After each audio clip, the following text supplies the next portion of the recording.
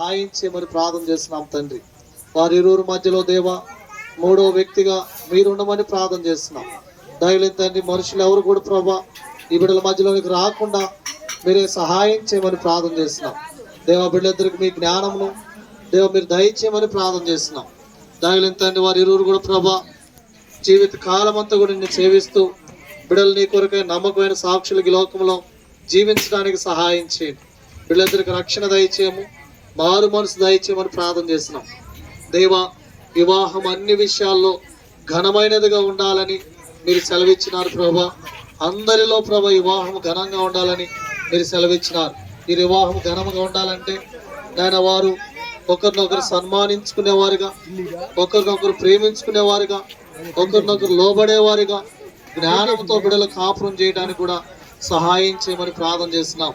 దయలేంతండి మీరు దాంపత్య జీవితమని మీరు దీవించండి, ఆశీర్వదించమని ప్రార్థన చేస్తున్నాం. దేవుడు జతపరిచిన వారిని మనుషులు ఎవ్వరు కూడా వేరుపరచకూడదని నీ వాక్యం సెలవిస్తాను ప్రభా. ఈ బిడ్డలను కూడా కట్టమని ప్రార్థన చేస్తున్నాం. ఒక నూతన గృహముగా ఈ బిడ్డలను కట్టమని ప్రార్థన చేస్తున్నాం. దయలేంతండి అబ్రహాము శారాల వలె ఈ బిడ్డలను కూడా మీరు దీవించండి, ఆశీర్వదించమని ప్రార్థన చేస్తున్నాం. ఇసాకు రిబ్కాల వలె బిడ్డలను దీవించండి. అకుల ప్రిస్కిల్లాల వలె ప్రభు ఈ బిడ్డలను మీరు దీవించి ఆశీర్వదించమని ప్రార్థన చేస్తున్నాం తండ్రి. ఇది మొదలుకొని ప్రభా నీ రాకడ వరకు బిడ్డలు నీ కొరకై నమ్మకముగా ఈ లోకంలో జీవిస్తూ మిమ్మల్ని మయంపరిచే బిడ్డలుగా వారు ఎదగడానికి మీరే సహాయం చేయమని ప్రార్థన చేస్తున్నాం.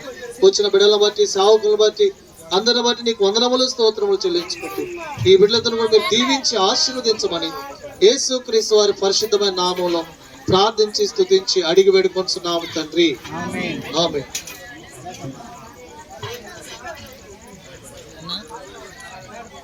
తండ్రి అయిన దేవుని ప్రేమ, ప్రభువైన యేసుక్రీస్తు వారి కృప, పరిశుద్ధాత్మని యొక్క అన్యోన్య సహవాసం ఇప్పుడును ఎల్లప్పుడూ సదాకాలం మరి భార్య భర్తలకు దంపతులు ఇద్దరికి మరి ఇక్కడ వచ్చిన వారందరికీ తోడై ఉండును గాక. ఆమేన్.